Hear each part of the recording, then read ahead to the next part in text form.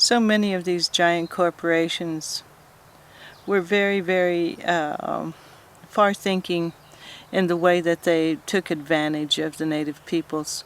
We were a people, the Ponca people originally came from Madagascar, or Nebraska, in 1876 as part of a forced removal where 1 in 3 of us died on the Trail of Tears through hunger and just out-and-out murder. And then once we arrived in Oklahoma, we had no food sources, we had no weapons and no hunting, no farming instruments. And 1 in 3 of us died there as well from the change in climate.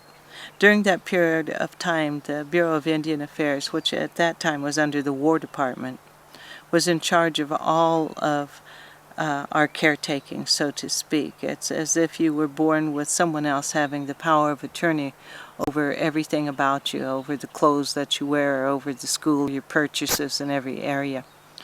The Bureau of Indian Affairs began to okay, and certainly had the power to do so, even to sign the papers for us without our knowledge.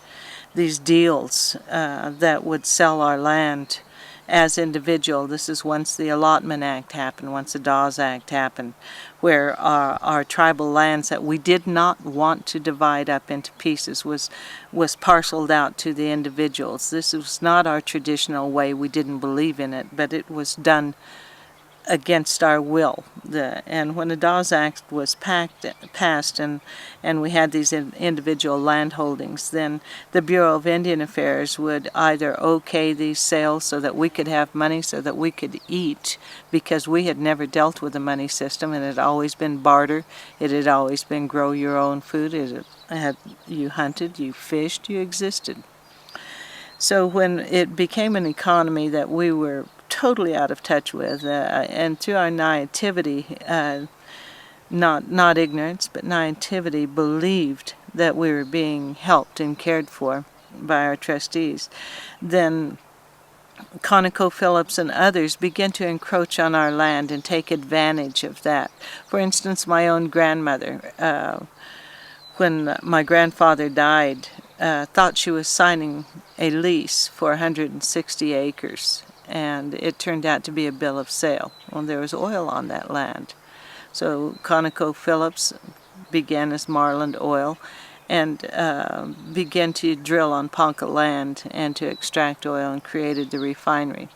It's only been in recent years that we understand not only the amount of money that they've made while we live in abject poverty and have a 40 to 60% unemployment rate, and our level of education is pitiful, and our ability to eat from the land or to drink from our well water or breathe the air has been so totally impacted that we didn't understand why these cancers and these deaths were happening. We're a people that maybe 600 to 800 of us live on our homelands, and we have at least one funeral a month.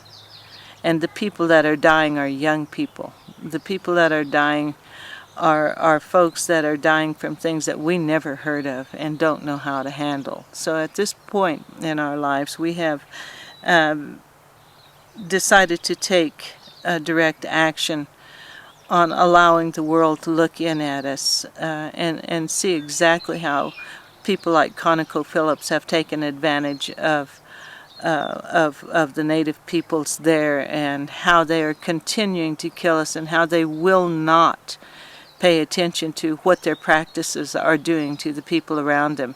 In Ponca City, ConocoPhillips was forced to buy out probably a 24 square block area in the southern part of Ponca City, which is 5 miles north of us, because it was so polluted that they had to buy it out. And this was done very under the table, very low-key. Ponca City News would not report it.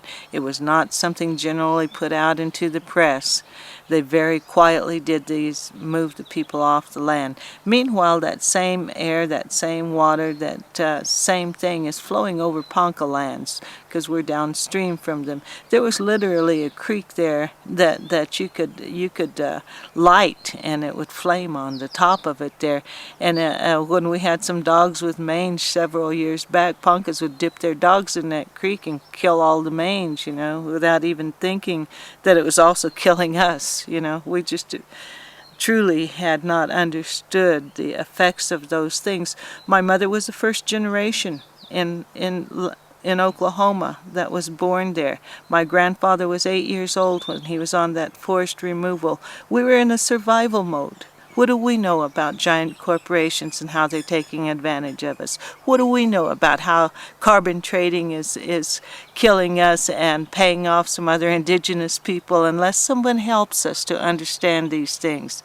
That's why I'm here today. I want to help people to understand. We have a right to live. We have a right to breathe the air, to eat the fish, to trust the deer. We have a right for my great-great-great-grandchildren to be able to exist